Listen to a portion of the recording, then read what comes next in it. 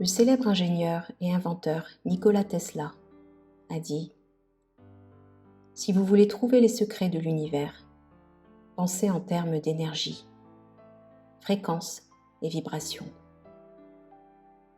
Selon la loi universelle de la vibration, chaque son, chaque pensée, chaque image a sa propre fréquence.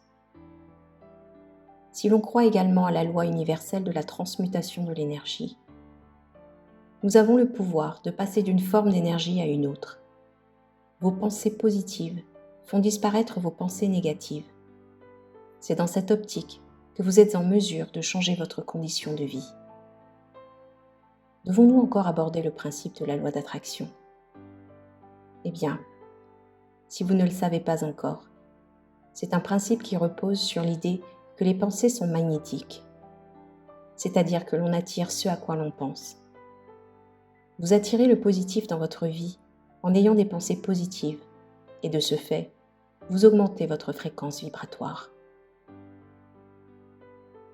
Nous sommes des êtres physiques et énergétiques.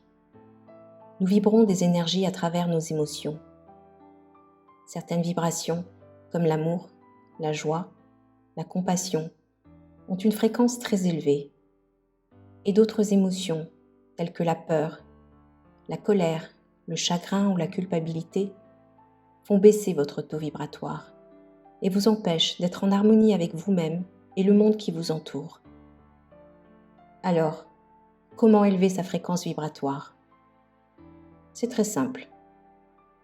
Pratiquez des activités que vous aimez, qui vous procurent joie et apaisement, une sensation de bien-être.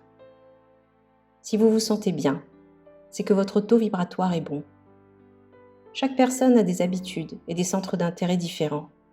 Alors faites ce qui vous semble bon pour vous. Lisez, écoutez de la musique, chantez, dansez, pratiquez une activité sportive, marchez dans la nature, passez du temps de qualité avec ceux qui vous sont chers. Il y a une infinité de petites choses que vous pouvez faire pour vous sentir en accord avec vous-même.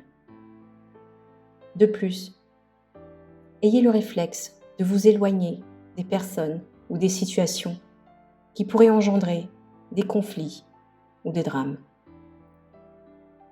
Évidemment, c'est beaucoup plus difficile à mettre en pratique. Souvent, les personnes de notre entourage ne se rendent même pas compte qu'elles peuvent être négatives ou qu'elles peuvent drainer notre énergie. Cela peut être un bon exercice de pouvoir identifier ces personnes ou ces situations.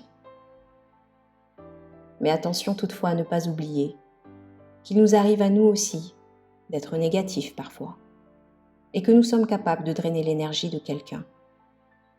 C'est la raison pour laquelle il est important d'analyser un contexte ou une situation et se demander s'il est vraiment nécessaire de réagir, de répondre à une personne, de s'épancher sur tel ou tel sujet, ou si finalement s'éloigner ou ne pas répondre, ou encore n'accorder aucune attention, n'est finalement pas la meilleure solution pour notre propre bien-être.